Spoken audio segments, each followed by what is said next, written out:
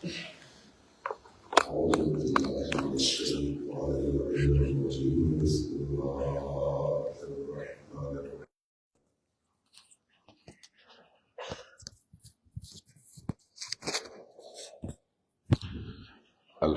لله رب العالمين بارئ الخلائق أجمعين، والصلاة والسلام على جميع الأنبياء والمرسلين، سيما من سمي في الآفاق بأحمد وفي الأرض بأبي القاسم محمد.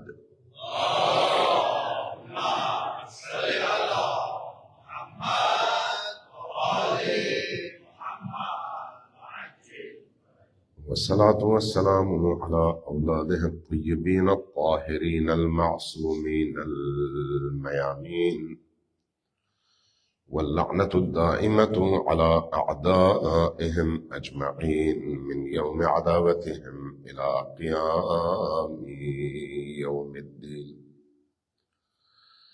أما بعد، فقد قال رسول الله صلى الله عليه وآله وسلم: إن الحسين مصباح الهدى وسفينة النجاة. صلوات الله عليه. اللهم صل على محمد وآل محمد وعجل. عزیزان گرامی، کل جیسے آپ کی خدمت میں نے عرض کیا تھا کہ امام حسین علیہ السلام سے جو ہمارا تعلق ہے وہ تعلق صرف کسی خاص عرصے تک محدود، کسی خاص جغرافیائی حدود کے اندر مقید اور ایک خاص زمانے کے اندر نہیں ہے، بلکہ خدا ازلی ہے، ابدی ہے۔ ازلی جس کی ابتدا نہیں ہے اور ازلی جس کی انتہا نہیں ہے۔ تو خدا کا پیغام بھی ابدی ہے جس کی انتہا نہیں ہے، یعنی جب تک خدا کی خدائی ہے اس کا پیغام بھی ہے۔ اب اگر خدا کی خدائی کے ساتھ اس کا پیغام بھی زندہ ہے تو اس کا پیغام بر بھی زندہ ہے، یعنی جو پیغام لے کر آنے والا ہے اس کو بھی ابدی ہونا چاہیے، کیونکہ اس سے ہم پیغام لیتے ہیں۔ اس اعتبار سے کربلا ایک ابدی پیغام ہے۔ ابدی پیغام یعنی ہر دور، ہر زمانہ، ہر معاشرہ، ہر انسان ظرف پر ڈیپینڈ کرتا ہے کہ انسان کا ظرف کتنا بڑا ہے، اس کے شعور کا لیول کتنا اونچا ہے۔ جتنا شعور بڑھتا چلا جائے گا اس کی کربلا شناسی بھی اسی حساب سے بڑھتی چلی جائے گی۔ جتنا شعور کم ہوگا اس کی کربلا شناسی بھی اسی حساب سے کم ہوتی چلی جائے گی۔ اسی طرح جس طرح سے 2 سال کے بچے، 10 سال کے بچے، 18 سال کے بچے اور 25 سال کے بچے میں بڑا واضح فرق ہوتا ہے۔ 2 سال کا بچہ کھلونوں سے بہل جاتا ہے، 8 سال کا بچہ اس سے بڑی چیزوں سے بہلتا ہے، چھوٹی چیزوں سے نہیں بہلتا۔ اب وہی 8 سال کا بچہ 2 سال کا تھا تو پلاسٹک کے کھلونوں سے بہلتا تھا، اب وہ خود 2 سال والے بچے کو ان پلاسٹک کے کھلونوں سے خود بہلاتا ہے، خود بہلتا نہیں ہے، اس کو اب بڑی چیز چاہیے۔ یہ فرق اس کے اندر کیوں آیا ہے؟ اس کے جسم کی نشو و نما کی وجہ سے یا اس کی فکر کی نشو و نما کی وجہ سے؟ یقیناً فکر کی نشو و نما، ورنہ جسم میٹر نہیں کرتا۔ جسم ہو سکتا ہے 80 سالہ ہو، فکر ہو سکتا ہے 10 سالہ ہو، لہذا نہ بڑھاپا اس میں میٹر کرتا ہے نہ اس میں جوانی میٹر کرتی ہے۔ جو چیز میٹر کرتی ہے وہ شعور ہے۔ اب اگر شعور بڑھے گا تو ہو سکتا ہے ایک نوجوان کے اندر جو شعور ہے وہ 60 سالہ بوڑھے سے زیادہ بڑا اور اونچا شعور ہو، اور ایک 75 سالہ بوڑھے میں وہ شعور ہو جو ایک زیادہ سے زیادہ 8 سال 10 سال 12 سال کے بچے میں ہوتا ہے۔ کربلا کو سمجھنے کے لیے عمر نہیں، شعور چاہیے۔ کربلا کے پیغام کو جذب کرنے کے لیے وہ برتن چاہیے جو شعور کا برتن ہے، وہ جتنا صاف ہوگا، جتنا شفاف ہوگا، جتنا چمکیلا ہوگا، جتنا آئینہ نما ہوگا، اتنا ہی اس ظرف میں کربلا متجلی ہوگی۔ اس کا تعلق دل کی اس نورانیت سے ہے۔ لہذا اہل البیت سے محبت کرنے والے پورے عالم میں اگر 2 ارب مسلمان ہیں تو ان میں سے اکثریت قاطع 99% وہ ہیں جو کہتے ہیں کہ ہم اہل البیت سے محبت کرتے ہیں۔ کوئی انکار نہیں کر سکتا، چاہے کسی مسلک کا ہو۔ وہ جو اشاریہ چند پوائنٹس تکفیری ہیں ان کی بات چھوڑ دیں، اگرچہ وہ تکفیری بھی جب اہل البیت کی محبت کی بات آتی ہے تو یہ دعویٰ نہیں کر سکتے کہ ہم اہل البیت سے نفرت کرتے ہیں، ان میں بھی یہ جرات نہیں ہے، نہیں کر سکتے۔ کربلا کا یہ کارنامہ ہے، کربلا کا یہ کارنامہ ہے۔ اب ذرا غور کریں کہ امام حسین علیہ السلام نے کربلا کی اس تحریک میں جب مدینہ سے مکہ اور مکہ سے عراق کی طرف سفر کا آغاز ہوا، تو جب امام حسین علیہ السلام نے اپنی تحریک کا آغاز کیا تو مسلمانوں کی تعداد کیا ہوگی؟ لاکھوں کی تعداد میں تو کم از کم تھے۔ ان لاکھوں میں کتنے لوگ نکلے؟ وہ جو لوگ نکلے وہ آیا 1% بنتے؟ 1% نہیں بنتے، 1% بھی نہیں بنتے۔ اگر فرض کریں عالم اسلام کی ٹوٹل تعداد 10 لاکھ تھی، فرض کریں، تو ان 10 لاکھ کا 1% کتنا بنتا ہے؟ لاکھ کا 1% 1000، 10 لاکھ کا 1% 10,000۔ اگر 1% لوگ حسین ابن علی کے ساتھ نکلتے تو 10,000 لوگوں کو ہونا چاہیے تھا۔ تو امام حسین کے ساتھ کتنے تھے؟ 0.0001%، 0.0001%۔ لیکن اس کربلا کی تحریک کے بعد، حسین ابن علی کی حکیمانہ قدم کے بعد، حکیمانہ تحریک کے بعد، حکیمانہ شہادت کے بعد، ان عظمتوں کو اپنے عمل سے لوگوں کے سامنے رکھنے کے بعد، لوگوں کے ضمیروں کو جھنجھوڑنے کے بعد، لوگوں کے عقل و شعور کو چیلنج کرنے کے بعد، چونکہ یہ سارے جو میں عناوین بتا رہا ہوں، ہر عنوان اپنی جگہ ایک مستقل موضوع ہے کہ انہوں نے عقلوں کو کس طرح سے جھنجھوڑا، دلوں کو کس طرح سے متاثر کیا، سیاسی فضا کو کس طرح سے متاثر کیا، لوگوں کے عقائد کو کس طرح سے متاثر کیا، لوگوں کے اندر آپس کے تعلقات میں جو عاطفہ، محبت اور تعلق کی ایک گرمی ہوتی ہے اس کو کس طرح سے متاثر کیا۔ امام حسین علیہ السلام نے ان تمام میدانوں میں اس معاشرے کو متاثر کیا ہے، اور اس متاثر کرنے کے نتیجے میں رفتہ رفتہ پہلے دن صورتحال یہ تھی کہ آپ کی ندا پر لبیک کہنے والا کوئی نہیں تھا۔ پہلے دن صورتحال یہ تھی کہ آپ کو پانی دینے والا کوئی نہیں تھا۔ پہلے دن صورتحال یہ تھی کہ آپ کے خانوادے کو اسیر کرنے کے خلاف کوئی بولنے والا نہیں تھا۔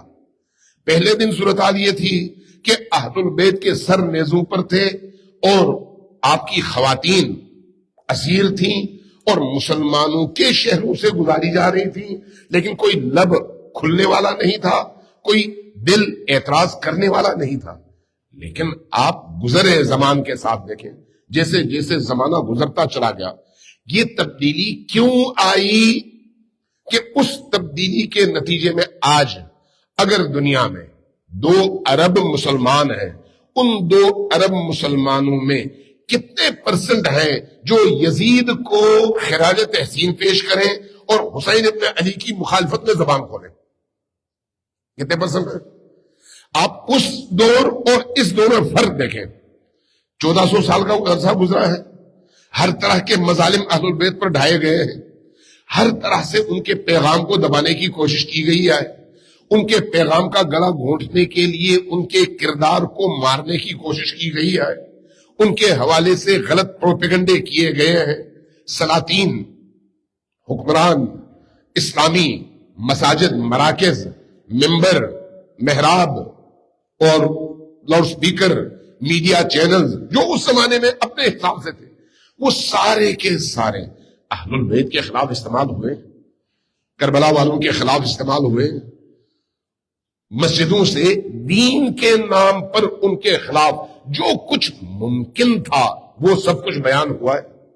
ان کے کردار کو ڈیمیج کرنے کے لیے جعلی حدیثیں گڑھی گئی ہیں، ان کے کردار کو پامال کرنے کے لیے ان کے مخالفین کی فضیلتیں گڑھی گئی ہیں۔ یہ سب کچھ ہوا ہے، سب کچھ۔ میں صرف بریکٹس میں عرض کروں گا کہ اگر بخاری کو آپ پڑھیں، مسلم کو پڑھیں، دونوں کے مقدمے کو پڑھیں، جس میں امام مسلم نے اور امام بخاری نے اپنی کتاب کی تصنیف کے مراحل بیان کیے ہیں، دونوں ایک مشترکہ بات کرتے ہیں اور بڑی ہی عجیب ہے۔ دونوں کہتے ہیں کہ ہم نے نبی کریم کی صحیح احادیث کو جمع کرنے کے لیے دنیا بھر کا سفر کیا، ہر مدرسے میں گئے، ہر مسجد میں گئے، ہر مولوی کے پاس گئے، ہر محدث کے پاس گئے، ہر رابی کے پاس گئے، ہر شہر میں گئے، ہر لائبریری میں گئے، جہاں جہاں ممکن تھا وہاں پر گئے، احادیث ہم نے جمع کی۔ ان احادیث کو جمع کرنے کے بعد اب ان کو پرکھنا شروع کیا کہ ان احادیث میں کون سی جھوٹی ہے، کون سی صحیح ہے، کس کی سند میں کیا مسئلہ ہے، کس کی سند صحیح ہے، کس کا متن کہتا ہے کہ یہ جھوٹ اور کذب ہے، کس کا متن کہتا ہے کہ یہ صحیح ہے۔ انہوں نے معیارات بنائے انہی احادیث کو پرکھنے کے لیے، امام بخاری نے بھی اور امام مسلم نے بھی، اور ان معیارات کے تحت جب انہوں نے ان احادیث کو پرکھا تو دونوں یہ بات مشترکہ طور پر کہتے ہیں، جبکہ دونوں کے زمانے مختلف ہیں، بخاری پہلے ہے، مسلم بعد میں ہے، دونوں یہ بات کہتے ہیں کہ 4 لاکھ حدیثیں میں نے جمع کی، امام بخاری کہتے ہیں 4 لاکھ حدیثیں میں نے جمع کی، یہ امام مسلم کہتے ہیں۔ لیکن دونوں یہ بات کرتے ہیں کہ امام بخاری بھی کہتے ہیں اور امام مسلم بھی، کیا کہ ان 4 لاکھ حدیثوں میں سے صرف 5,000 حدیثیں صحیح تھیں، باقی 3,95,000 حدیثیں جھوٹی تھیں، یہ دونوں کہتے ہیں۔ یعنی ان کے ہاں 4 لاکھ حدیث میں بھی 3,95,000 جھوٹی، اور ادھر بھی ایسے۔ وجہ کیا ہے؟ اہل البیت سے دین لینے کی بجائے سلاطین کا دین مسلط کرنے کے لیے جو ٹولز استعمال ہوتے ہیں ان میں مولوی کی زبان ہے، راوی کا قلم ہے، محراب ہے، ممبر ہے، مسجد ہے، نماز جماعت ہے، نماز جمعہ ہے، خطبہ نماز جمعہ ہے، یہ سارے کے سارے ٹولز استعمال ہوئے کس کے خلاف؟ اہل البیت کے دین کے خلاف، اہل البیت کے مکتب کے خلاف، اہل البیت کے پیغام کو روکنے کے لیے، اور اس کے مقابلے میں ایک ایسا دین لوگوں کے سامنے پیش کرنے کے لیے جس کا تعلق نبی سے نہیں ہے، جس کا تعلق آل نبی سے نہیں ہے، جس کا تعلق قرآن کریم سے اور احادیث سے، اہل البیت علیہ الصلوۃ والسلام سے، یا دوسرے لفظوں میں وحی کے مرکز سے نہیں ہے، لیکن وحی کے لبادے میں ہے۔ اور ان تمام کوششوں کے باوجود، ان تمام کوششوں کے باوجود آج اگر آپ غور کریں تو آپ کو 0.0001% لوگ شاید ملے جو یہ کہیں کہ نہیں ہم یزید کے حامی ہیں اور حسین کے دشمن ہیں، لیکن جو 99.99% لوگ ہیں ان میں کسی میں یہ جرأت نہیں ہے کہ کہے کہ حسین باطل ہے اور یزید حق ہے۔ کتنا عرصہ گزرا ہے؟ 1400 سال۔ یہ تبدیلی کیسے آئی؟ سوال یہ ہے، یہ جو مقدمہ میں نے آپ کے سامنے باندھا اس کی وجہ یہ ہے کہ یہ تبدیلی کیسے آئی؟ یہ تبدیلی ایک دم نہیں آتی، اس تبدیلی کے لیے شعوری طور پر جد و جہد کی ضرورت ہوتی ہے۔ انسانی شعور فرد سے ہوتے ہوئے معاشرے تک پہنچتا ہے۔ معاشرہ افراد کے مجموعے کا نام ہے۔ افراد جب آپس میں ملتے ہیں تو ان کی عقلیں ایک دوسرے کے ساتھ جڑتی ہیں، پھر ایک کی عقل کو دوسرا چیلنج کرتا ہے، دوسرے کی عقل کو پہلا چیلنج کرتا ہے، اس کی معلومات اس سے شیئر ہوتی ہیں، اس کی معلومات اس سے شیئر ہوتی ہیں، نتیجتاً اس کو کہتے ہیں تضارب عقل اور تضارب آراء، اور اس کے نتیجے میں جو کھری چیز ہے وہ سامنے آتی ہے، جو کھوٹی چیز ہے وہ بیٹھ جاتی ہے، اور اس کا نتیجہ کیا ہے؟ آہستہ آہستہ آنے والی نسل حقائق سے بہتر اور بیشتر آشنا ہوتی چلی جائے، نتیجتاً اس کے سامنے گزشتہ ماضی کے لوگوں نے جو پردہ رکھا ہوا تھا وہ پردہ ہٹے اور حقائق ان کے سامنے برملا ہوتے چلے جائیں۔ لہذا آج اگر آپ دیکھیں تو آپ کو 60 ہجری اور آج میں فرق بالکل واضح نظر آتا ہے کہ وہاں پر 1% لوگ بھی حسین کے حامی نہیں تھے اور آج 1% لوگ بھی یزید کے حامی نہیں ہیں۔ یہ فرق کیوں ہے؟ یہ فرق اسی شعوری سفر کی وجہ سے ہے۔ لیکن یہ جو شعوری سفر ہے یہ صرف انسانوں کے اپنے ہاتھ میں نہیں ہے، اس کا تعلق اللہ سے ہے، اس کا تعلق آسمان سے ہے، اس کا تعلق اللہ تبارک و تعالیٰ کی ذات، اس کی حکمت اور اس کی مشیت سے ہے۔ اللہ تبارک و تعالیٰ نے انبیاء کا جو سلسلہ بھیجا اس کو بھی، اور ائمہ کا جو سلسلہ بھیجا اس میں بھی یہ اس کے سامنے مشیت موجود ہے، اس کی یہ مشیت ہے، اس کے سامنے یہ حکمت عملی موجود ہے کہ زمانے کے گزرنے کے ساتھ ساتھ عقل انسانی جیسے جیسے کمال کی طرف سفر کرتی چلی جائے ویسے ویسے انسانی معاشرہ نکھر کر ایسا معاشرہ بنے جو معاشرہ حقیقت میں الہی معاشرہ کہلائے۔ اسی معاشرے کی طرف ہم سفر کر رہے ہیں، اسی معاشرے کی طرف۔ جب ہم کہتے ہیں مہدوی معاشرہ تو مہدوی معاشرے کا مطلب کیا ہے؟ وہ معاشرہ جہاں پر عقل انسانی، شعور انسانی اس مقام تک پہنچے کہ اللہ تبارک و تعالیٰ کی تمام مخلوقات اس کے مسخر ہوں، اور یہ تب ہوگا جب عقل انسانی اس کمال تک پہنچے۔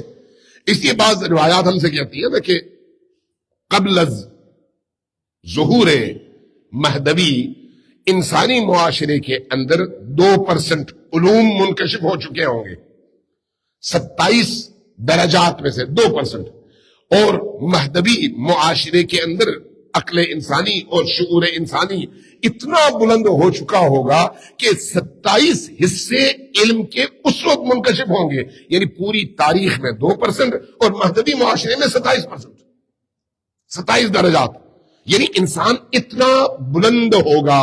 اس بلندی کی طرف سفر کا نام محرم ہے، اس بلندی کی طرف نہیں ہے کہ لوگوں کو صرف چند کہانیاں سنائیں، چند داستانیں سنائیں، چند لطیفے سنائیں، چند چٹکلے سنائیں، چند مناظرات سنائیں اور تکرار در تکرار کچھ کو گالی دے، کچھ کی تحسین کرے، واہ والے، اور اس کے بعد چند آنسو بہا کے ہم اپنی جنت کی ٹکٹ کنفرم کر لیں اور واپس گھروں میں چلے۔ نہیں، اللہ نے اس لیے حسین ابن علی کے لیے یہ حکمت نہیں بنائی، اس لیے کربلا برپا نہیں ہوئی۔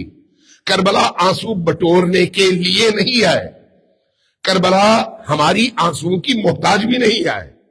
کربلا سمندر ہے،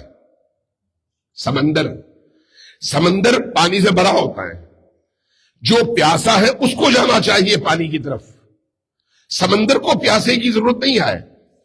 اگر کربلا موجود ہے تو جو بھی اس کربلائی سمندر سے سیراب ہونا چاہے کربلا کی طرف سے ویلکم ہے۔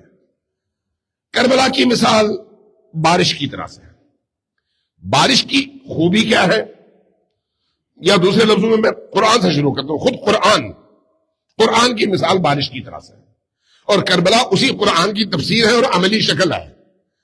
قرآن کے بارے میں خود قرآن نے کہا یہدی بہی کثیرن ویضل بہی کثیرا، یہی قرآن ہے، یہی قرآن جو اللہ کی طرف سے ہدایت کے لیے آیا ہے، لیکن ہدن کس کے لیے؟ للمتقین، جن کے دل پاکیزہ ہیں، جن کے دل کے اندر کشش ہے، جن کے دل کا برتن صاف اور پاک ہے، ان کے لیے یہ ہدایت کا سبب ہے۔ جیسے ہی یہ اترے ایسے انسان فوری طور پر جذب ہوتے چلے جاتے ہیں۔ سلمان فارسی اس کی زندہ مثال ہے، ابو ذر غفاری اس کی زندہ مثال ہے، مقداد اس کی زندہ مثال ہے، میثم تمار اس کی زندہ مثال ہے، عمار یاسر اس کی زندہ مثال ہے۔ ایسے لوگ جو اس معاشرے میں پسے ہوئے لوگ تھے، ان کی کوئی بات سننے کو تیار نہیں ہوتا تھا۔ بعض لوگ غلام تھے، بعض لوگ عبد تھے بڑے بڑے سرداروں کے، لیکن اس کے باوجود جب پیغام آیا تو چونکہ یہاں پر نور تھا، ہدایت کے لیے ظرف آمادہ تھا، اس قلب نے اس ہدایت کو فوری طور پر قبول کر لیا، اور نتیجتاً آپ دیکھتے ہیں یہ سلمان منا اہل البیت بنا۔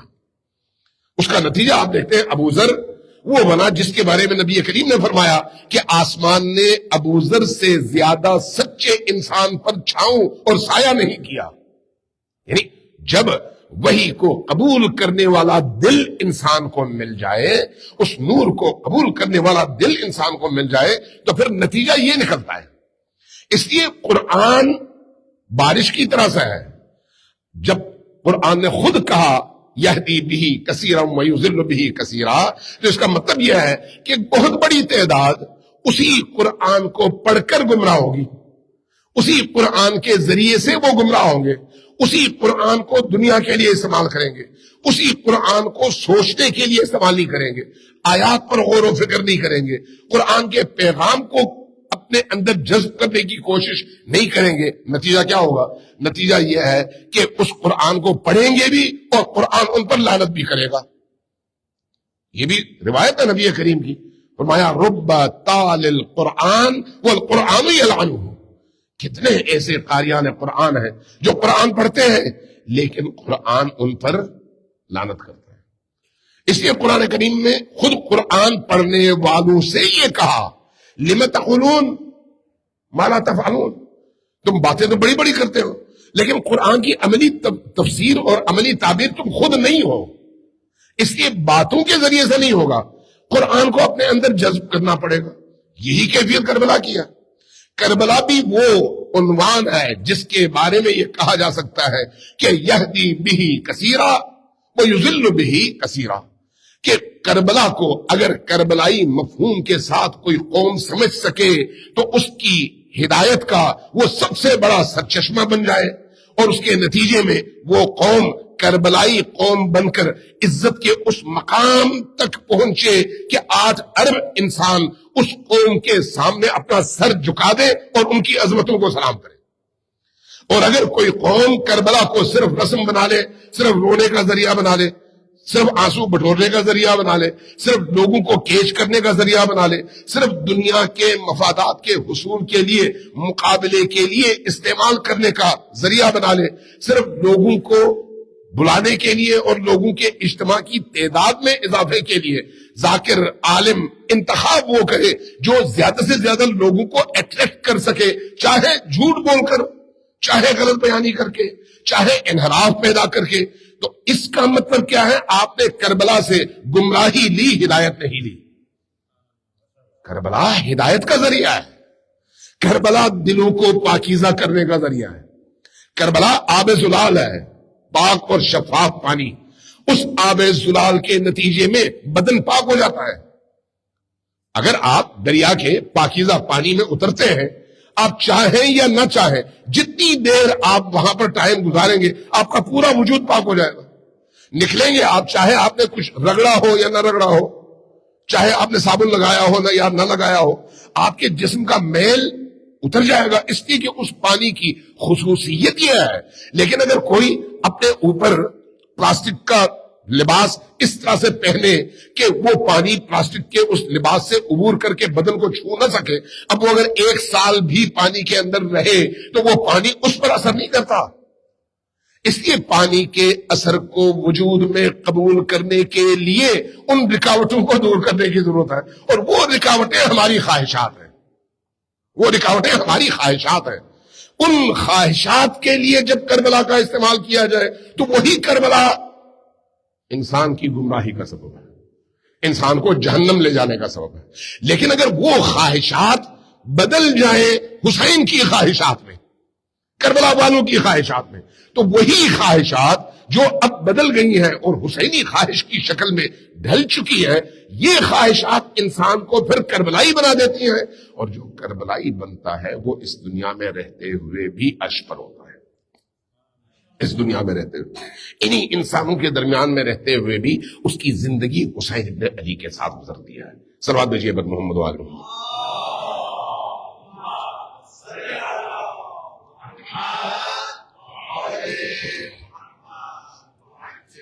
اس لیے امام حسین علیہ السلام کا یہ جو کارنامہ ہے، اس کارنامے کا تعلق صرف ایک سال سے نہیں آئے، صرف تاریخ نہیں آئے.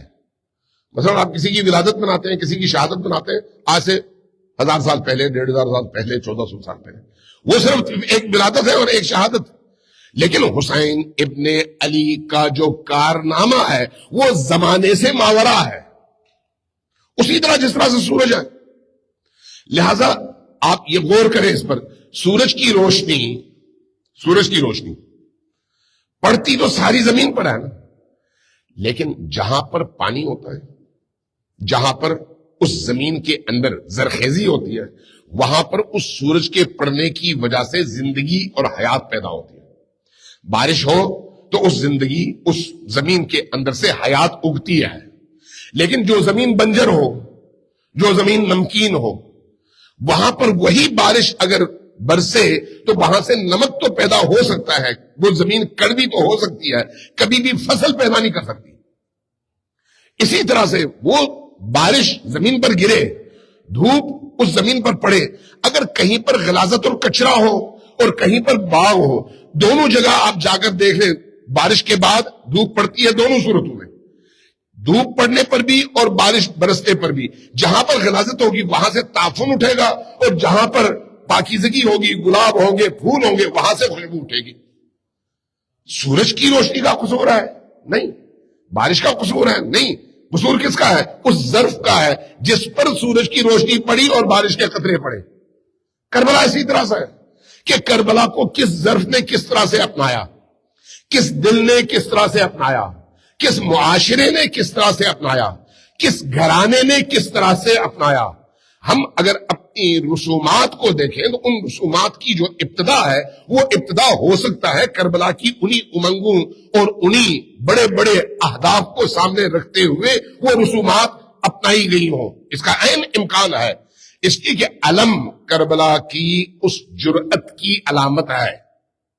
جرأت کی علامت. ذوالجناح کس چیز کی علامت ہے؟ امام حسین کا گھوڑا اور اس کی شبیہ.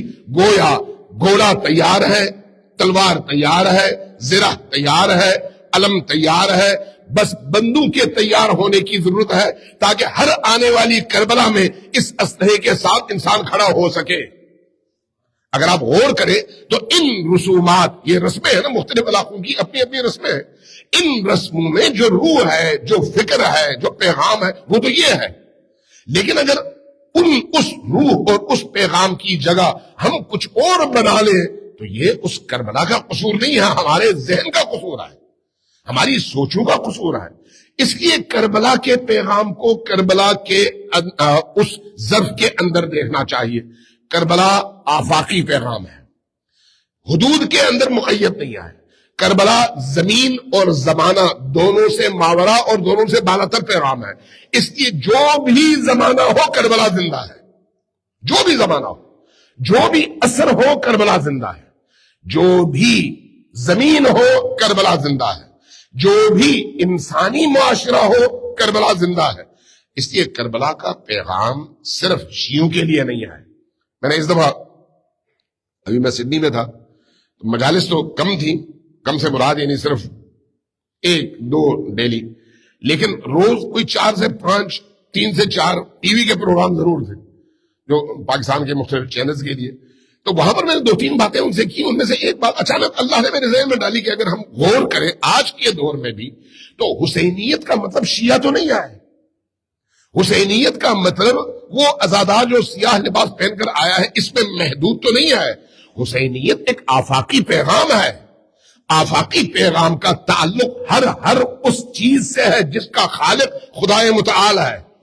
لہذا جہاں جہاں تک خدا کی خدائی ہے وہاں تک حسین کی حسینیت بھی ہے. حسین کی حسینیت کا مطلب یعنی خدا کے دین کا احیاء، خدا کے بتائے ہوئے ان اصولوں کو زندہ کرنا، اور ان اصولوں کا تعلق ضمیر انسانی سے ہے، فطرت انسانی سے ہے. فطرت انسانی جہاں پر زندہ ہوگی وہاں پر ان اصولوں کو ایکسپٹ کیا جائے گا. چاہے وہ فطرت ممکن ہے کسی غیر مسلم کے اندر ہو لیکن فطرت اس کی پاک ہو، ممکن ہے غیر شیعہ ہو فطرت اس کی پاک ہو، ممکن ہے کوئی شیعہ ہو اور اس کی فطرت نجس ہو. آلودہ ہو، اصل نہ رہے، اس کے اوپر گناہوں کی اور گمراہیوں کی اتنی چھاپ پڑ جائے کہ وہ پھر اس اپنی اصل فطرت سے دور ہو جائے۔ عزاداری یعنی اپنا ہم یہ لوگ سینہ پیٹتے ہیں اور سینہ زنی کرتے ہیں، ماتم کرتے ہیں، کس لیے کرتے ہیں؟ گویا اپنے آپ کو کربلا کی اس مصیبت میں شریک کر کے اپنے ان سے ہم فکری کا، ہم ہدف ہونے کا، ایک ہدف کے رستے پر ان کے ساتھ گامزن ہونے کا اور ان کے پیچھے پیچھے چلنے کا اور ان کی طرح سے قربانی کے لیے خود کو آمادہ کرنے کا اعلان کرتے ہیں۔ عزاداری کا مطلب تو یہ ہے، عزاداری کا مطلب یہ ہے کہ جب امام حسین علیہ السلام نے یہ ساری قربانیاں دی ہیں تو ان قربانیوں کے لیے میں نے بھی خود کو تیار کرنا ہے، اس لیے ان گریوں کے ساتھ ہمارا گریہ بھی شامل ہونا چاہیے۔ اگرچہ زمانے کا تعلق ایسا ہے کہ ہمارے درمیان زمانے کا فاصلہ ہے، لیکن یہ فاصلہ ہمیں حقیقت سے جدا نہیں کر سکتا۔ عزاداری کا جو اصل پیغام ہے وہ تو یہ ہے۔ لیکن ابھی آپ نے شاید دیکھا ہو، ایک کلپ مجھے ملا، واقعی افسوس ہوا کہ پاکستان کا ایک معروف نوحہ خان نوحہ کر رہا ہے، نوحہ پڑھ رہا ہے، ادھر مرد ہیں ادھر عورتیں ہیں، دونوں، اور نہ کوئی حلال کی تمیز ہے نہ کوئی حرام کی تمیز ہے، عورتوں میں برہنگی ہے، بے پردگی ہے، اور وہ بھی سینہ پیٹ رہی ہیں، ادھر مرد بھی، گویا یہ عزاداری ہو رہی ہے۔ یہ عزاداری نہیں ہو رہی، فحاشی ہو رہی ہے۔ فحاشی کیوں؟ اس لیے کہ حسین ابن علی کو اگر پتہ چلے تو سب سے پہلے ایسے عزاداروں کو خود حسین سولی پر چڑھا دے۔ یہ عزادار نہیں ہے، یہ عزاداری نہیں ہے، یہ کیا ہے؟ یہ حسینیت سے دشمنی ہے۔ حسینیت سے آپ اپنے ساتھ وہ کریں جو یزید نے امام حسین کی فیملی کے ساتھ کیا، تو آپ یزید کا کردار ادا کر رہے ہیں، نہیں امام حسین کا۔ امام حسین کا کردار غیرت ہے، امام حسین کا کردار سربلندی ہے، امام حسین کا کردار حمیت ہے، امام حسین کا کردار قرآن کی قدروں کو زندہ کرنا ہے، امام حسین کا کردار عبودیت اور بندگی ہے، امام حسین کا کردار اللہ کی اطاعت ہے، امام حسین کا اور حضرت زینب کا کردار اللہ کے حرام پر پوری طرح سے کھڑے ہو کر اس کا مقابلہ کرنا اور اللہ کے واجب کی ہر صورت میں حفاظت کرنا ہے۔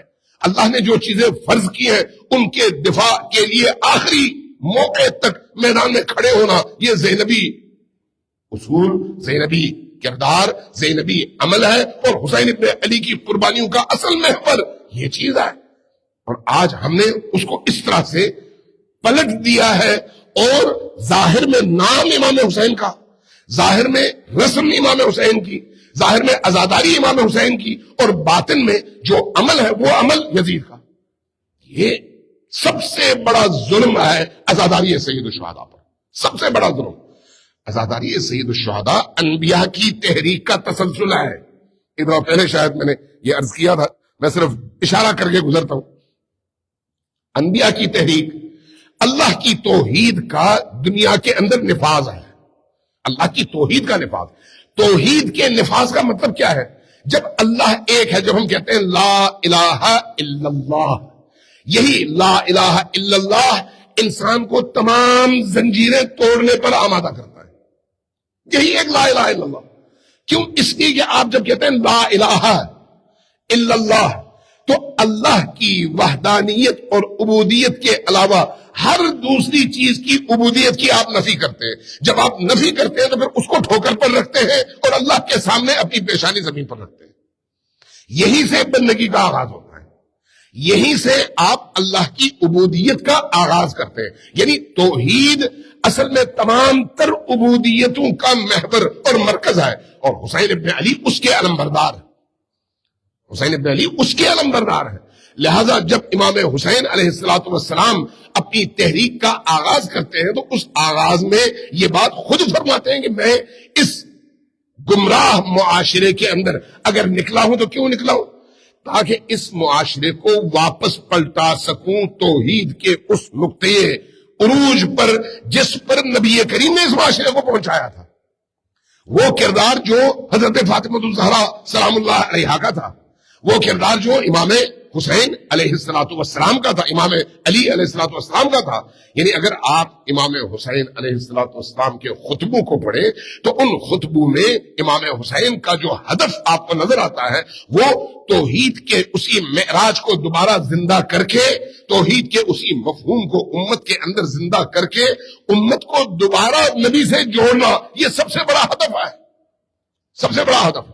اور اگر یہ ہدف حاصل ہو جائے تو پھر انسان نہ اپنے اندر کے شیطان کے سامنے سر جھکاتا ہے اور نہ ہی باہر کے ابلیس کے سامنے سر جھکاتا ہے. جتنی بھی عبادات ہیں، جتنی بھی عبادات ہیں، یہ ساری کی ساری عبادتیں کیوں ہیں؟ نماز عبادت ہے، روزہ عبادت ہے، حج عبادت ہے، مالی جو عبادات ہیں ان میں زکوٰۃ، خمس وغیرہ عبادت ہے، امر بالمعروف اور نہی عن المنکر عبادت ہے، تولا عبادت ہے، تبرع عبادت ہے. یہ ساری عبادتیں کیوں ہیں؟ خدا محوریت کی بنیاد پر، خدا محور بنے. یعنی ان تمام عبادتوں کو تب عبادت کہا جاتا ہے جب اللہ کی محوریت کی بنیاد پر یہ عبادتیں انجام پائیں. آپ حج میں جاتے ہیں، پتھر کے بنے ہوئے اس گڑے کو جو پہلے گڑا تھا، آج 3 منزلہ عمارت ہے، اس کو آپ پتھر مارتے ہیں، پتھر کا بنا ہوا آپ پتھر مارتے ہیں، اس کی صحت پر کیا اثر پڑتا ہے؟ کچھ نہیں. لیکن آپ پر فرض کیا گیا ہے کہ یہ ضرور کریں. کیوں؟ اس لیے کہ وہ ابلیس کی علامت ہے، ابلیس کی علامت. اس علامت کو پتھر مارنے کا مطلب یہ ہے کہ آپ کے وجود سے باہر ابلیس ہو یا وجود کے اندر ابلیس ہو، اس کو ہمیشہ آپ نے اپنا دشمن سمجھ کر پتھر مار مار کر اس کو کمزور کرنا ہے، خود کو طاقتور بنانا ہے. حج میں سادہ ترین فارمولا ہے نا، یہ سادہ ترین، اس کی تشریحات ہمیں نہیں آتا، ظاہر ٹائم اتنا نہیں ہے.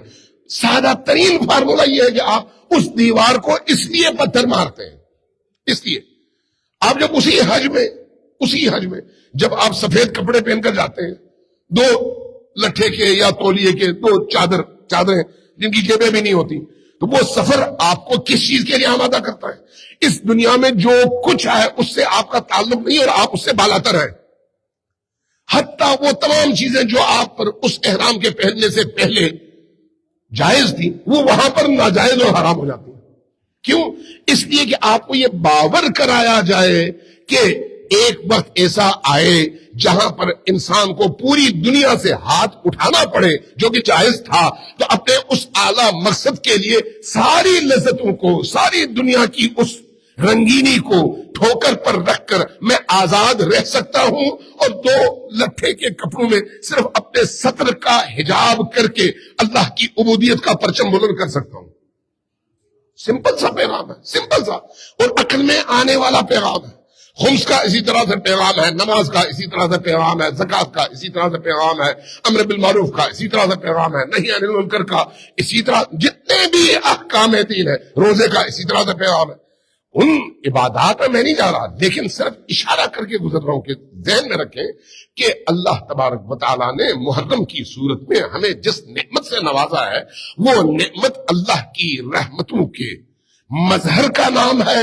اور یہ رحمت وہ مظہر ہے جس سے ایک دفعہ انسان اگر شعوری طور پر جڑ جائے تو اس کے اندر کی دنیا بھی اور باہر کی دنیا بھی تبدیل ہو جاتی ہے، اور اس کی فکری چینجنگ ہی اس کو عبودیت اور بندگی کے اس مقام تک پہنچا دیتی ہے کہ وہ انسان پھر اگر سوچتا ہے تو صرف خدا کی رضا کے حوالے سے سوچتا ہے، اٹھاتا ہے قدم تو صرف خدا کی رضا کے لیے اٹھاتا ہے. اگر دشمن بناتا ہے تو صرف خدا کی رضا کے لیے بناتا ہے، دوست بناتا ہے تو صرف خدا کی رضا کے لیے بناتا ہے. اس لیے اس کی زندگی کا محور خدا بن جاتا ہے، اور یہی حسین ابن علی کا پیغام ہے. صلوات بھیجیں پر محمد و آل محمد.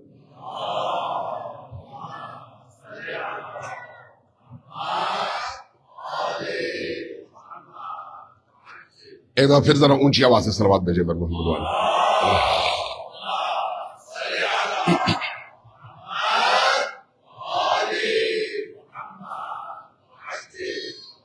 امام حسین علیہ السلام ہمارے محتاج نہیں ہیں، ہم امام حسین کے محتاج ہیں. عام طور پر مصائب کے جملے کے طور پر یہ ہم پڑھتے اور پڑھاتے ہیں اور سنتے ہیں علماء سے، خطبہ سے، ذاکرین سے کہ امام حسین نے فرمایا کہ یا لیتنی، امام حسین نے فرمایا کہ یا کیا ہے جملہ؟ حل من ناصر ینصرنی، اور اس کا جواب ہماری طرف سے ہے، یا لیتنا کنا معکم۔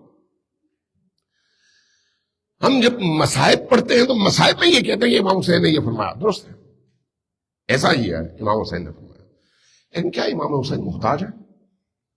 ان کو کیا ضرورت پڑی؟ ان کی یہ جو حل من ناصرن کی صدا ہے، یہ صدا کس مقصد کے لیے ہے؟ ان کی ضرورت کے لیے ہے یا اس کے اندر کوئی اور فلسفہ ہے، کوئی اور حکمت ہے؟ اگر ہم اس بات پر غور کریں تو اس کی گہرائی میں جھانک کر دیکھیں تو ہمیں یہ سمجھنے کی ضرورت پڑے گی کہ حسین زمین پر اللہ کی حجت کا نام ہے۔ حجت خدا کا مطلب کیا ہے؟ زمین کا مالک، زمین کا اختیار اس کے ہاتھ، صرف زمین کا نہیں، پورے عالم کا۔ کیوں؟ اس لیے کہ حجت خدا خالق اور مخلوق کے درمیان واسطے یہ فیض ہے، خالق اس حجت کے ذریعے سے مخلوق تک پہنچاتا ہے۔ اب اس پر ایک پوری صرف اسی موضوع پر کئی مجلسیں ہو سکتی ہیں، کئی نشستیں ہو سکتی ہیں۔ میں صرف آپ کو عناوین آپ کے سامنے پیش کر رہا ہوں کہ غور کریں اس بات پر کہ جب ہم من حیث شیعہ یہ عقیدہ رکھتے ہیں کہ حسین ابن علی حجت خدا ہے اور حجت خدا کا دائرہ اللہ اور بندوں کے درمیان واسطے یہ فیض بننا ہے، اور یہ دائرہ اتنا وسیع ہے کہ اللہ کے بعد جتنی بھی مخلوقات ہیں ان سب تک اللہ کے فیض کو پہنچانے اور ان کے درمیان تقسیم کرنے کا کام حجت خدا کے ذریعے سے ہے۔ اس لیے ہم کہتے ہیں وہ رحمت خدا کا مظہر ہے۔ شب قدر ہم اسی لیے مناتے ہیں، شب قدر اسی لیے مناتے ہیں، اس ڈیبیٹ میں نہیں جاتا۔ لہذا جب ہم کربلا کے اس ندا کو سامنے رکھتے ہیں تو جو بات سمجھ آتی ہے وہ یہ نہیں ہے کہ حسین ابن علی کو ہماری مدد کی ضرورت تھی، یا اس زمانے میں امام حسین اکیلے رہ گئے تو آپ نے مدد کے لیے پکارا چاروں طرف۔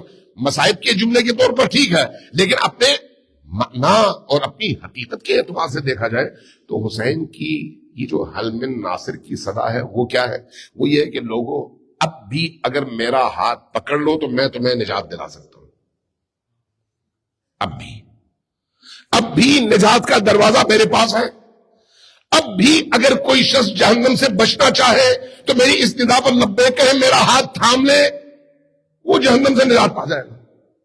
یعنی گویا حسین ابن علی نے اپنے لحظے آخر میں اس ندا کے ذریعے سے عالم بشریت کے سامنے ایک ایسا ہدایت کا دروازہ کھول دیا ہے کہ تا قیام قیامت جو بھی جہنم سے بچنا چاہے، نجات حاصل کرنا چاہے اور بلندیوں کی طرف سفر کرنا چاہے، میرے ساتھ جڑ جائے، وہ نجات پا جائے گا۔ اور وہ دروازہ محرم ہے، وہ دروازہ عاشورہ ہے، وہ دروازہ حسین ابن علی کا دروازہ ہے۔ آپ پوچھیں گے کیسے ممکن ہے؟ کیسے ممکن ہے؟ ہاں، جب آپ قرآن پر غور کرتے ہیں، جب آپ احادیث پر غور کرتے ہیں، امیر المؤمنین کے نہج البلاغہ میں موجود جملوں پر غور کرتے ہیں تو بات واضح ہو جاتی ہے۔ آپ اپنے عام روٹین کی زندگی میں جب کسی بچے کو پیسے دیتے ہیں، اس کے بعد اچھا خاصا پیسہ جمع ہو جاتا ہے، کبھی کبھی آپ بچے کو آزماتے ہیں، کہتے ہیں بیٹا اس میں سے فرض کرو $100 مجھے واپس کرو، مجھے چاہیے۔ آپ کو ضرورت ہوتی ہے یا آپ بچے کی تربیت کا یہ حصہ سمجھتے ہیں؟ بچے کی تربیت کا حصہ سمجھتے ہیں۔ اس لیے خود آپ کا دیا ہوا ہے، لیکن آپ بچے سے لے کر اس کو آزما رہے ہوتے ہیں کہ یہ بچہ کتنا پوٹینشل رکھتا ہے اور کتنا آمادہ ہے۔ اس لیے جو تربیت کے اسلوب ہے اس میں ایک طریقہ یہ ہے کہ آپ اگر کسی کی مدد کرنا چاہیں تو بچوں کے ذریعے سے کریں، صدقات دینا چاہیں تو بچوں کے ذریعے سے دیں، تاکہ وہ بچے دینا سیکھیں۔ قرآن کریم نے کہا منزل الذی یقرض اللہ قرضا حسنا، کون ہے تم میں سے جو اللہ کو قرض حسنا دے؟ اللہ کو قرض حسنا چاہیے؟ اللہ اس پورے عالم کا مالک، ہماری سانسیں بھی اس کی دی ہوئی، ہمارے دل کی ہر دھڑکن اس کی دی ہوئی، وہ ہم سے قرض حسنا چاہتا ہے؟ نہیں، ہم سے نہیں چاہتا۔ وہ کیا چاہتا ہے؟ وہ کہتا ہے میں دیکھوں تو صحیح جو میں نے تمہیں دیا ہے اس میں سے میں تم سے ایک ہلکی سی چیز مانگ رہا ہوں، دینا تمہارے اندر اتنی وہ ہے کیپیسٹی اور ایمان کہ میں جب کہوں کہ یہ دو تو دے سکتے ہو یا نہیں؟ تو یہ جو اللہ کی طرف سے اعلان ہے، کون ہے جو قرض الحسنہ دے سکتا ہے؟ تو جو بندہ دیتا ہے وہ اللہ کو نہیں دیتا، اپنے آپ کو دیتا ہے۔ اللہ بھی اس کے لیے پھر رحمت کے دروازے کھولتا ہے جس نے اللہ کی اس ندا پر لبیک کہا اور اللہ کے کسی بندے کا ہاتھ تھاما۔ اسی لیے اللہ نے قرآن میں وہ جگہ کہا ان تنصر اللہ، اگر تم اللہ کی مدد کرو گے، اللہ کی مدد کرو گے، اللہ کو مدد کی ضرورت ہے۔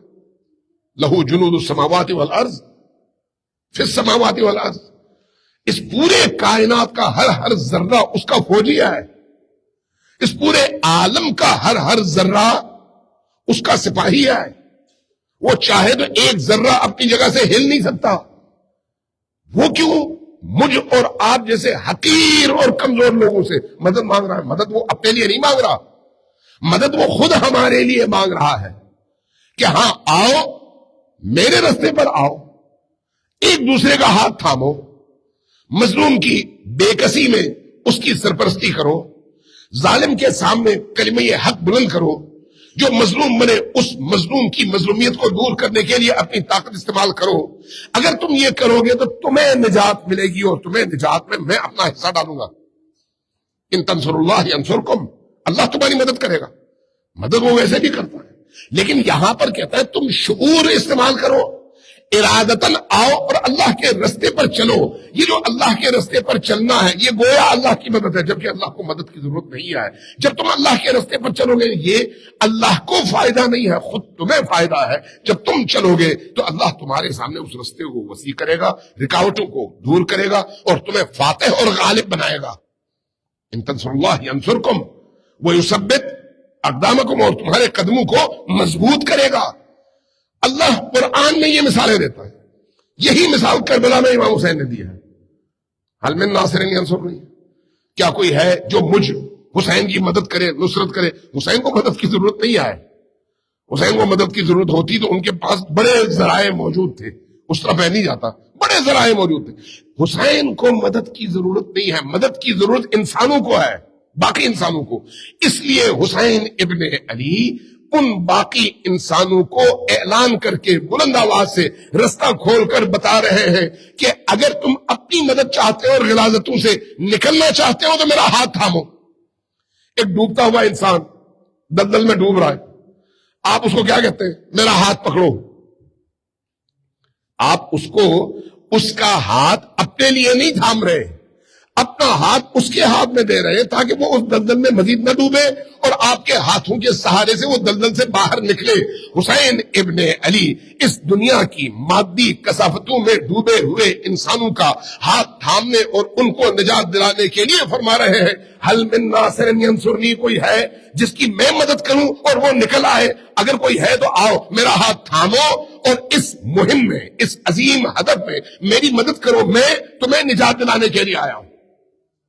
اور یہ صرف کربلا کے اس چار دیواری کے اندر 61 ہجری کے اندر کربلا کے اس شہر اور وادی کے اندر صرف تل زینبیہ اور اس قتلگاہ کے اندر محدود نہیں ہے، یہ وہ آفاقی ندا اور آفاقی پیغام ہے جو تا قیام قیامت زندہ ہے، اور محرم اس ندا کو زندہ رکھنے کا ذریعہ ہے، اس ندا کو زندہ رکھنے کا ذریعہ۔ لہذا اگر اس اعتبار سے آپ کربلا کو سمجھنا شروع کر دیں، اس اعتبار سے ہم کربلا کی تفہیم شروع کر دیں تو کربلا ہمیں کربلائی بنا دیتی ہے۔ ابھی آپ دیکھ رہے ہیں جن لوگوں نے کربلا کی اس روح کو اپنایا، پوری دنیا کی 8 ارب آبادی ان انسانوں کو کس قدر کی نگاہ سے دیکھتی ہے، اور جنہوں نے اپنے گھر بنا لیے، جنہوں نے جائیدادیں بنا لی، جنہوں نے اونچی اونچی بلڈنگز بنا لی، جنہوں نے دنیا کی ٹیکنالوجی تو حاصل کر لی لیکن معنوی حوالے سے، قلبی حوالے سے، ایمانی حوالے سے، دین کے حوالے سے، قرآن کے حوالے سے، اہل بیت کے حوالے سے کوڑے ہیں، ان کی قسمت میں کیا آیا؟ ذلت، رسوائی اور کیا؟ کچھ نہیں، پشیمانی۔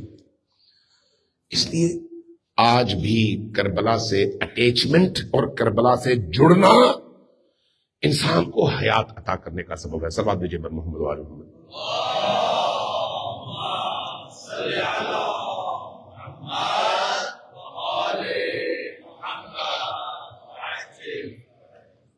عزیزان گرامی، عزاداران سید الشہداء، یہ ایام اہل البیت کے لیے بہت سخت ایام ہے، بہت سخت ایام ہے.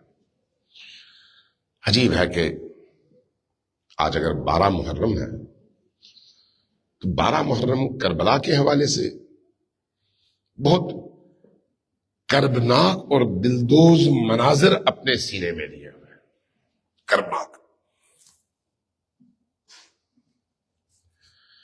کربلا صرف ایک واقعہ نہیں ہے، کربلا ایک روح ہے، روح. شاید پہلے بھی میں نے اشارہ کیا، بعض ہمارے بزرگ عرفا، بعض بڑے عرفا یہ بیان کرتے ہیں کہ ہم نے اللہ سے درخواست کی کہ ہمیں کربلا کی ایک جھلک دکھا دیں، کربلا کی ایک جھلک دکھا دیں. کربلا سے مراد آج کی کربلا کی بلڈنگز اور ان کی روشنیاں نہیں ہیں، بلکہ 61 ہجری کی اس کربلا کا جو منظر تھا جس میں چاروں طرف آگ تھی، چاروں طرف دھواں تھا، چاروں طرف جہاں پر علی کے پیارے پیارے بیٹوں اور نواسوں کی چیخیں تھیں اور وا محمدہ کی ندائیں تھیں، جہاں پر چاروں طرف فاطمہ کی بیٹیوں کا گریہ تھا، وہ کربلا، وہ کربلا. اس کو دیکھنے کے لیے دل بھی بہت بڑا چاہیے، اس کو دیکھنے کے لیے. اس لیے ان عرفا کا میں پڑھا ہے، وہ کہتے ہیں ہمیں ایک جھلک جب دکھائی گئی تو ہم بے ہوش ہو گئے، نہیں دیکھا جاتا تھا. اس لیے کہ مظلومیت اتنی بڑی مظلومیت ہے، اتنی بڑی مظلومیت. لیکن جب کسی کی حیثیت، کسی کی آبرو، کسی کی عزت، کسی کی ناموس پر حملہ ہو تو یہ سب سے بڑا حملہ ہوتا ہے، سب سے بڑا. حسین ابن علی اپنی زندگی کے آخری لمحات میں بھی ان چیزوں کی وجہ سے سب سے زیادہ حساس تھے، اور اس پر سب سے زیادہ حسین کا دل تڑپتا تھا کہ میرے بعد کیا ہوگا، میرے بعد کیا ہوگا. اس لیے جب وداع کا وقت تھا، امام حسین جب خیمے میں تشریف لائے حضرت زینب کبریٰ کے پاس، تو تمام بچوں سے رخصت ہونے کے بعد جب زینب کبریٰ سے رخصت ہونے لگے تو میں کہوں گا کہ تاریخ یہ بتاتی ہے کہ زینب کبریٰ حسین سے لپٹ کر گریہ کر رہی ہیں. گریہ کرتے کرتے کہتی ہیں بھیا مجھے اپنے والد کی آخری وصیت یاد آ رہی ہے. وہ آخری وصیت کیا ہے؟ جب 21 رمضان کی شب میں ہمارے والد، ہمارے بابا دنیا سے جا رہے تھے تو انہوں نے مجھ سے ایک جملہ کہا تھا کہ بیٹا جب کربلا میں تمہارا بھائی رخصت ہونے لگے تو تم اپنے بھائی کے گلے کا بوسہ لے لینا، مجھے بوسہ لینے دے. حسین ابن علی آگے آتے ہیں اور زینب آپ کی گردن کا بوسہ لیتے ہیں. اس بوسے میں کیا معنویت تھی کہ خود حسین بھی گریہ فرما رہے تھے اور زینب کبریٰ بھی گریہ فرما رہی تھی. اب حسین ابن علی کی باری ہے. حسین فرماتے ہیں بہن زینب اگر ایسا ہے تو مجھے بھی اپنی والدہ کی وصیت پر عمل کرنے دو. اپنے ہاتھ ذرا بازوں سے کپڑا ہٹا لو، اور جیسے ہی ہٹاتے ہیں بازوں کے بوسے دینے شروع کر دیتے ہیں. جب یہ بوسے دیتے ہیں پوچھتی ہے بھیا اس بوسے کا مطلب کیا ہے؟ جواب کیا آئے گا؟ جواب یہ آئے گا کہ بہن زینب یہ وہی بازو ہیں جو میری شہادت کے بعد جن پر رسیاں باندھی جائے گی اور جن کو کربلا سے کھینچ کھینچ کر کوفہ کی طرف اور کوفہ سے دمشق کی طرف لے جایا جائے گا. یہ وہی بازو ہے، اس لیے میں ان بازوؤں کا بوسہ لے رہی. اب اگر آپ عصر عاشور دیکھیں تو آپ کو قیامت خیز منظر نظر آتے ہیں.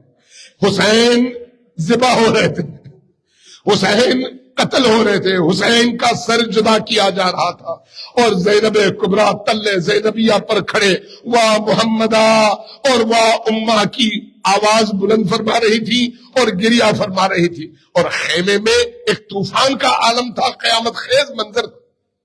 اور جب حسین کا سر اقدس جدا ہوا اور اس کے بعد اشقیاء کے لشکر کا رخ خیمے کی طرف ہوا تو اب عجیب منظر تھا کہ خیمے جلنے لگے، اور جیسے جیسے خیمے جلتے تھے یہ مخدرات عصمت و طہارت، یہ علی کی بیٹیاں، یہ فاطمہ کی بیٹیاں، یہ حسین کی بہنیں اور حسین ابن علی کی بیٹیاں آہو بکا کرتی ہوئی ان خیموں سے باہر آ رہی تھی، اور خیمے جل رہے تھے۔ جو جو خیمے سالم تھے وہاں سے مال لوٹا جا رہا تھا، اسباب لوٹے جا رہے تھے، اور لوٹنے کے بعد آگ لگائی جا رہی تھی۔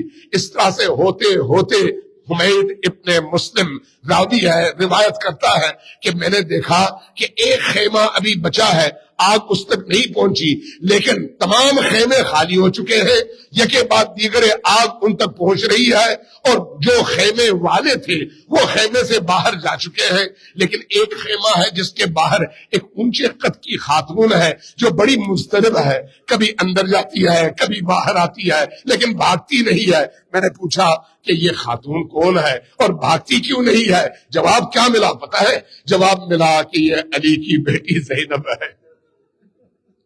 میں نے پوچھا یہ بھاگتی کیوں نہیں ہے؟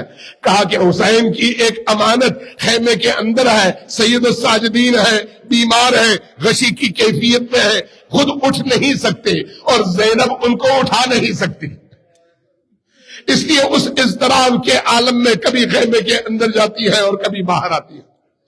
پھر راوی کہتا ہے کہ میں نے دیکھا چند خواتین کی مدد سے زینب کبریٰ نے امام سجاد کو باہر نکالا، اور جیسے ہی امام سجاد باہر آئے ویسے ہی وہ خیمہ بھی آگ کی لپیٹ میں آ گیا۔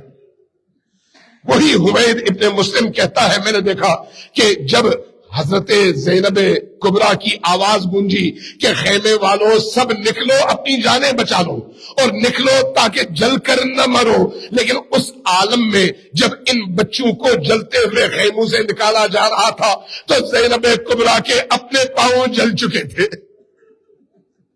زینب کبریٰ کے پاؤں بھی جل چکے تھے، اور بچوں میں سے بعض بچوں کی کپڑوں کو بھی آگ لگ چکی تھی، اور بعض راوی کہتے ہیں کہ حسین ابن علی کی ایک بیٹی اسی کشمکش اور اس کیفیت میں ان چلتے ہوئے خیموں سے جب باہر آئی تو وہ جو تنتناتے ہوئے لشکر اشقیاء کے سپاہی آ رہے تھے ان کے گھوڑوں کے سمو تلے پامال ہو کر وہیں پر جام شہادت نوش کر۔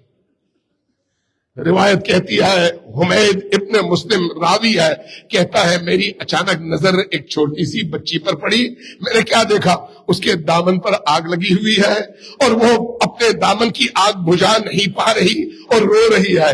جب میں نے اس کو روتے ہوئے دیکھا تو میرا دل بڑا تڑپا، میں بھاگ کر گیا، میں گھوڑے پر تھا، جیسے ہی بچی نے میرے گھوڑے کے ٹاپوں کی آواز سنی گھبرا کر اور تیز بھاگنے لگی۔ بچی کہاں مقابلہ کرتی، میں سامنے سے آیا، گھوڑے سے اترا، بچی کو جیسے ہی میں نے روکا بچی خوفزدہ تھی، میری طرف دیکھ رہی تھی، میں نے سب سے پہلے اس بچی کے دامن کی آگ بجھائی۔ جیسے ہی دامن کی آگ بجھائی بچی نے ایک عجیب اطمینان کی نگاہ میرے چہرے پر ڈالی، گویا آنکھوں ہی آنکھوں میں پوچھ رہی ہو کہ کربلا میں اب تک جتنے بھی لوگ ہم نے دیکھے یہ مارنے والے تھے، یہ جلانے والے تھے، یہ لوٹنے والے تھے، تم پہلے شخص ہو جو لوٹنے کی بجائے ہماری دامن پر لگی آگ بجھا رہے ہو۔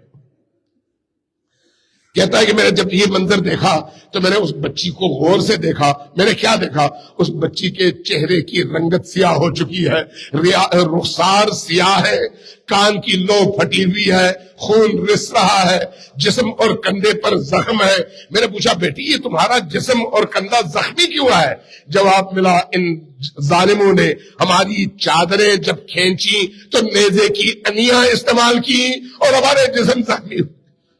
میں نے پوچھا بیٹی یہ تمہارے کان کی لو پھٹ گئی ہے اور خون رس رہا ہے؟ کہا کہ ہاں میرے بابا نے مجھے بالیاں پہنائی تھی اور اب جب یہ ظالم ہمارے خیموں میں گھس آئے تو انہوں نے میرے کان کی وہ بالیاں اس زور سے کھینچی کہ کان کی لو پھٹ گئی اور خون رس رہا ہے۔ میں نے پوچھا بیٹی تمہارے چہرے کی رنگت سیاہ ہے، رخسار سیاہ ہو چکے ہیں؟